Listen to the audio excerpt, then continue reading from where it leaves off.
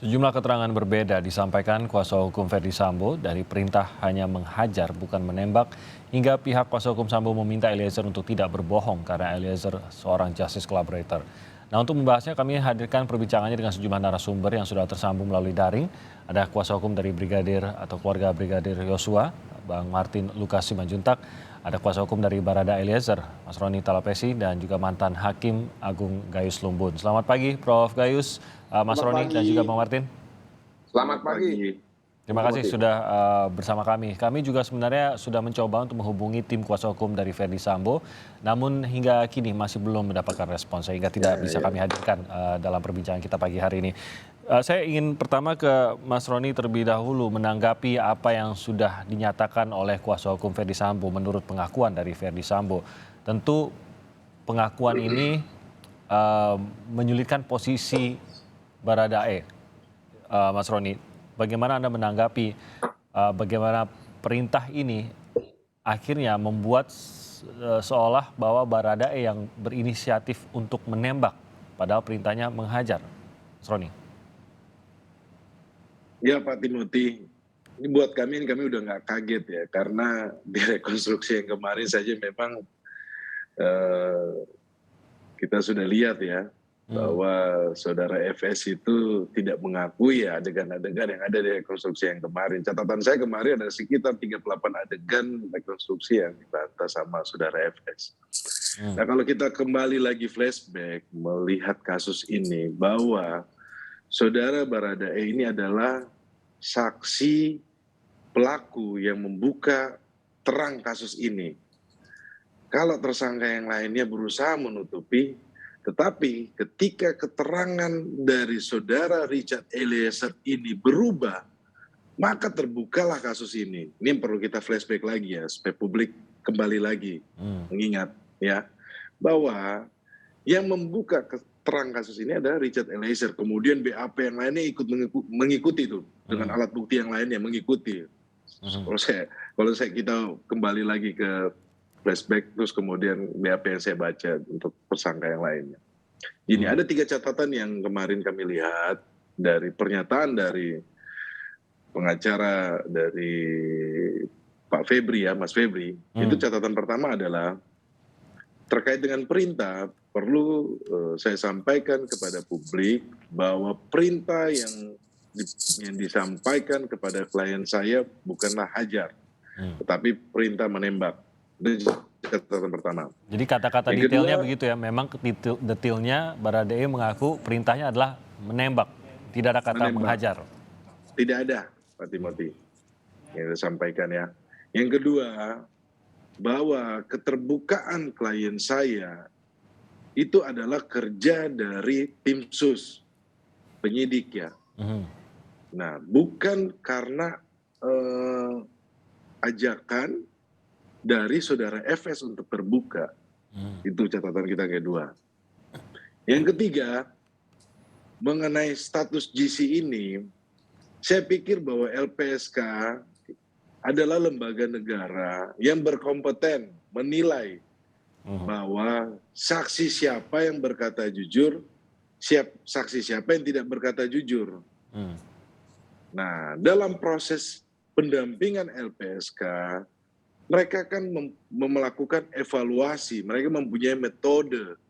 Apakah saudara Richard Eliezer ini berkata jujur atau tidak? Ya. Nah, ini yang perlu kita sampaikan.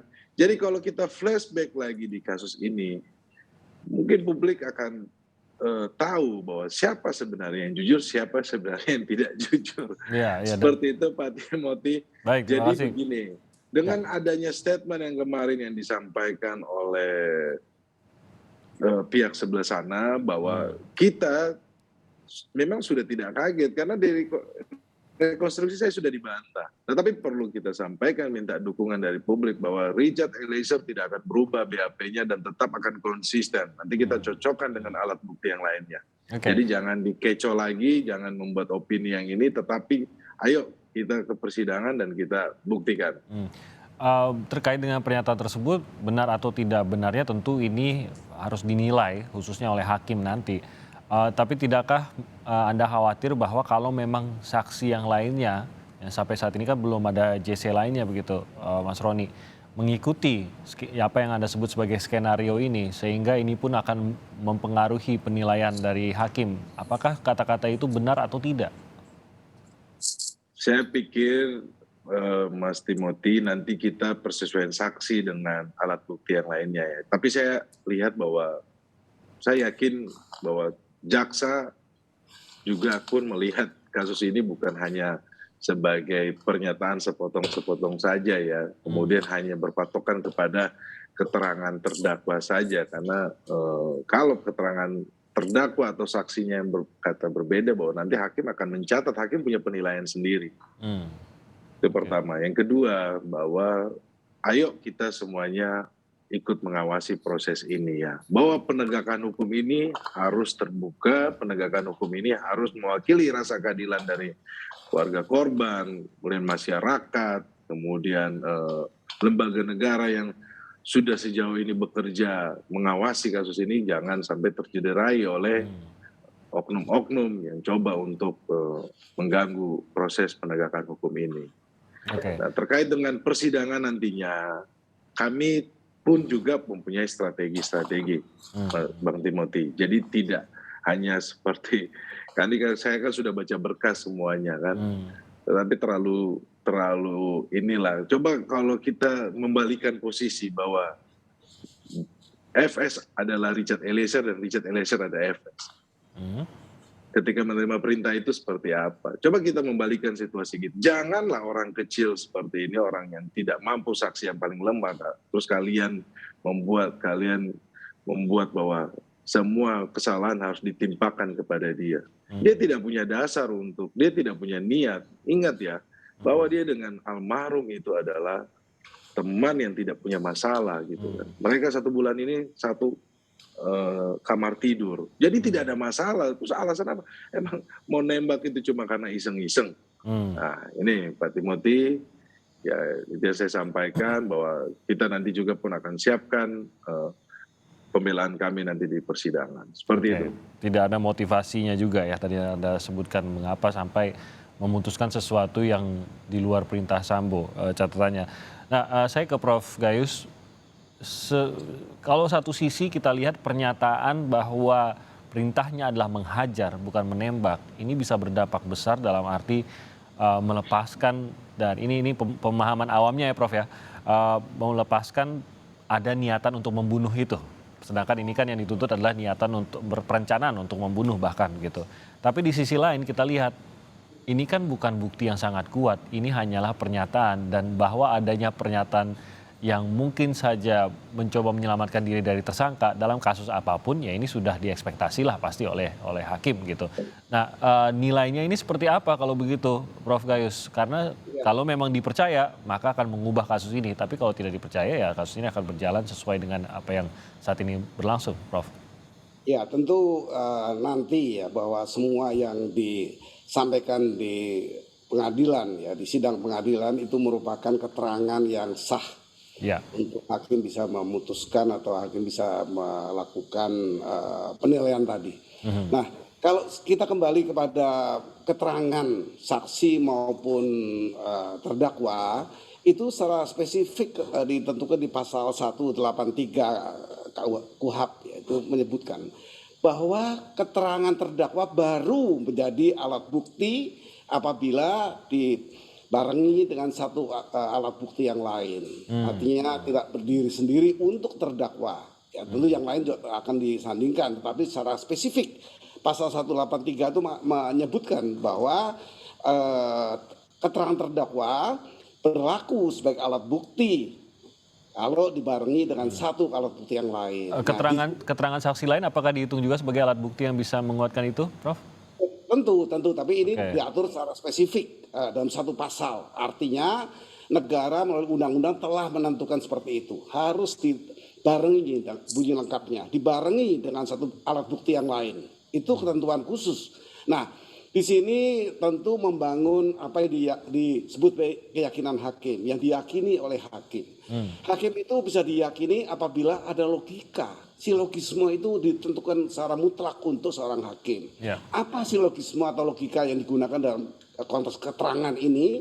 Sebut saja misalnya dia tidak menyuruh menembak, tapi dihajar. Lepas dari nanti cross check yang kepada pihak yang lain. Tetapi kalau istilah hajar itu atau menghajar itu kalau jaraknya dekat, sangat dekat dengan dihajar. Tapi kalau jauh ya memang ditembak. Itu logika Sejangkauan yang tangan gitu maksudnya Prof ya? ya, yang dari saya ya, ini baru logika saya pribadi yang mungkin juga bisa salah. Nah itu kira-kira yang kalau spesifik disampaikan itu, tapi nantilah mungkin di pengadilan yang akan lebih luas lagi. Nah yang lain misalnya, apakah perintah menghajar itu juga disampaikan kepada orang lainnya atau saksi lain yang menolak? Misalnya apa nanti perintah kepada saksi lain yang menolak itu kata-kata yang tepat dari pengertian menghajar atau mengajari menembak atau menembak itu memang dari jarak jauh itu di-cross-check seperti perintah pasal 183 lagi tadi menjadi keterangan menjadi alat bukti apabila dibarengi itu bunyi lengkapnya dibarengi dengan alat bukti lainnya. Nah ini alat bukti lainnya tentu akan digali oleh hakim menurut logika hakim. Ini kata saya ya, mudah-mudahan nanti hakimnya cepat percaya atau hakimnya juga mempunyai pandangan yang sama, itu hal yang lain nanti di pengadilan. Tetapi sementara ini kalau logika saya yang pernah ya menggunakan logika hakim itu ya tentunya berbagai hal dan berkaitan seperti bunyi ketentuan 183 KUHP itu tentu dibarengi dengan bukti lain tadi dua hal yang saya katakan ya. Ini kira-kira seperti itu. Nah, dari semua ini kan kita ingin membuat satu fair trial, suatu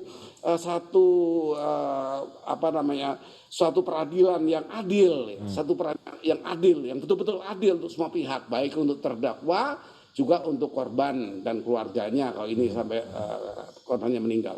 Ini kira-kira fair trial ya mungkin nanti akan kita hadapi.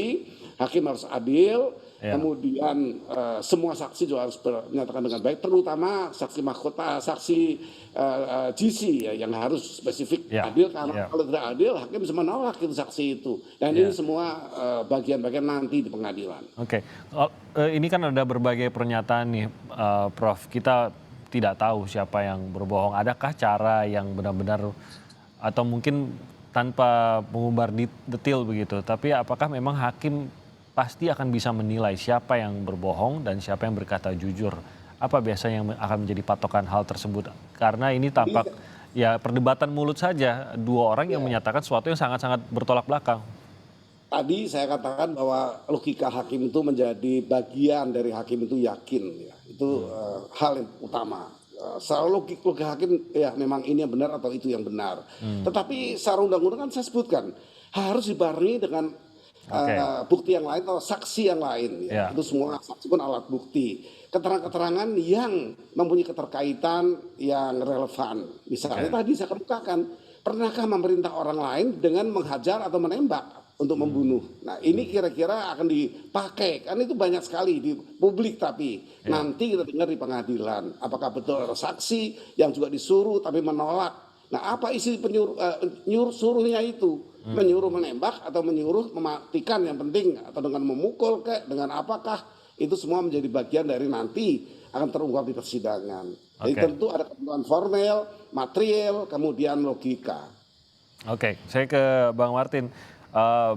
Tentu keluarga dalam posisi menanti keadilan atas Brigadir Joshua, tapi terus mengikuti juga bagaimana perkembangannya. Nah, perkembangan dari Ferdy Sambo melalui kuasa hukumnya ini, bagaimana tanggapan dari keluarga dan apakah Anda yakin bahwa ini akan berpengaruh atau tidak berpengaruh pada peradilan yang akan berlangsung terhadap Ferdy Sambo nanti? Ya, terima kasih Bung Timothy. Yang pertama ya, mengenai perubahan keterangan ya. Kalau yang biasa kita ketahui bahwa memang kalau orang terjepit itu memang selalu akan ada aja dalil-dalil yang dibuat. Namun saya tidak menyangka ternyata yang mereka gunakan adalah hal-hal yang cukup aneh ya.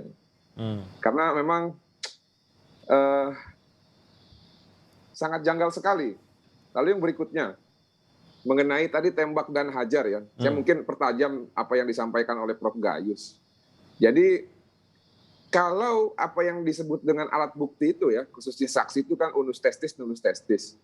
Satu saksi bukan saksi, jadi harus ada minimal dua yang mengatakan premis tersebut. Nah, dalam hal ini ya, orang yang pertama kali diminta untuk menembak itu adalah Ricky Rizal, dan dia menolak karena katanya mental dia tidak kuat. Barulah setelah itu Eliezer ya dipanggil dan diminta katanya untuk menjadi eksekutor. Nah, itu sudah satu alat bukti. Nah, bagaimana si Sambo ini mau membantah adanya perintah tembak kalau dia hanya mengandalkan keterangan istrinya yang sesuai dengan amanat KUHP ya, pasal 168 huruf C, keterangan saksi seorang istri itu dia harus ditolak. Karena memiliki hubungan konflik of interest. Ya. Siapa yang mau menguatkan keterangan dia? Kuat Ma'ruf. Siapa lagi? Romer katanya di luar. Nah, nanti makanya kalau ada keterangan saksi yang lain yang berubah, nah inilah yang kita harus jaga ya. Jangan sampai nanti karena memang KUHP mengatakan di pasal 185 huruf angka 1, keterangan saksi adalah yang disampaikan di persidangan. Jadi masih ada kemungkinan untuk ada perubahan keterangan saksi nanti dari Ricky Rizal. Nah, ini harus terjaga nih, jangan sampai nanti di BAP ngomongnya di perintah nembak, tiba-tiba ngomongnya nanti di persidangan ngomongnya hajar. Untuk nanti Ricky kena Rizal hajar beneran maksudnya dia. Kalau sampai ngomong begitu. Iya. Nah, lalu ini ada yang sedikit yang sangat menggelitik yang buat saya nggak habis pikir gitu loh. Kenapa, Bung Martin? Febri, penasihat hukumnya Ferdi Sambo mengatakan bahwa setelah Ferdi Sambo menangis, marah, ya meluap-luap, lalu katanya si Ferdi Sambo ini ingin main badminton. Ini logika macam apa ini? Orang yang lagi sedih, orang yang lagi marah, orang yang mendengar katanya istrinya dilecehkan, tiba-tiba main badminton. Gak habis pikir saya. Bagaimana dia membangun logika hukumnya gitu loh. Gak ada orang yang lagi sedih, orang yang lagi marah itu pengen main badminton. Yang ada ingin menenangkan diri, ataupun ingin melakukan pencarian fakta terhadap hal yang mengganjal yang dia ketahui gitu loh. Lalu ada lagi yang lebih lucu. Ketika ingin main badminton ya, pada saat mereka mengarahkan si Brigadir Joshua ini ke rumah Duren 3, ya, orang yang mau main badminton, tapi bukan membawa raket, justru membawa senjata HS milik Joshua dan menggunakan sarung tangan. Setahu saya kalau main badminton itu pakai raket sama kok, bukan pakai sarung tangan sama tembakan. Itu mau latihan nembak. Jadi buat Anda banyak detail di sini yang Anda rasa cukup menggambarkan bahwa ya tidak sesuai gitu ya, banyak ketidaksesuaian di sini. Menurut saya ini sangat menggelikan. Ini layaknya seperti tayangan komedi tengah malam ya, almarhum Budi Anduk. Jadi sangat tidak mendidik dan come on lah. Saya pun sangat-sangat geli gitu ngedengar statement mereka ini. Nah, lalu yang terakhir ini mengenai Ferdi Sambo. Kalaulah benar yang disampaikan oleh Ferdi Sambo dan penasihat hukumnya ini, ya, buat apa dia minta maaf? Dia nggak salah kok, yang salah Richard Eliezer. Kalau menurut keterangan Sambo. Buat apa dia minta maaf kepada keluarga korban? Jadi please lah kawan-kawanku yang terhormat, rekan sejawat ya. Kita ini advokat ini punya profesi yang terhormat ya. Janganlah kalian lecehkan profesi kalian ya untuk membela secara membabi buta seperti itu. Malu kalian nanti. Demikian, Bung Timothy. Terima kasih, Bang Martin. Sebelum jeda saya ingin sedikit saja, Prof. Gayus, sedikit saja untuk menanggapi apa yang tadi sempat disebutkan oleh Bang Martin. Kalau keterangan tambahan atau bukti tambahannya datang dari Putri Candrawati, istri Ferdi Sambo, ini tidak bernilai untuk menambahi menguatkan keterangan Ferdi Sambo terkait dengan hajar atau tembak itu tadi, benar begitu karena statusnya sebagai istri? Ya, kalau kembali kepada obstruction of justice gaya KUHP itu memang membebaskan keluarga sampai dengan semenda itu mau keterangannya atau dianggap pelanggaran dan melindungi itu. Kecuali kalau di tipikor tidak, itu saja. Jadi bagi saya semua kesaksian bahkan bukan yang melihat sendiri, yang mengalami sendiri, MK telah memperluas itu di tahun 2011 bahwa setiap orang kalau bisa menyampaikan di pemeriksaan pengadilan maupun penyidikan dan relevan keterangannya itu diterima. Oke. Ya artinya apa? Perluasan dari MK ini memang kebetulan hari ini saat-saat ini diperlukan. Artinya boleh saja istrinya bahkan tetangganya juga boleh kalau dia mempunyai keterangan yang relevan. Itu maksud MK pada putusannya di tahun 2011. Seperti Oke. itu. Jadi Oke. boleh saja siapapun untuk menyampaikan keterangan saksi. Oke, baik, terima kasih Prof. Kita akan lanjutkan lagi perbincangan ini usai jeda, tetap bersama kami di Sapa Indonesia Pagi.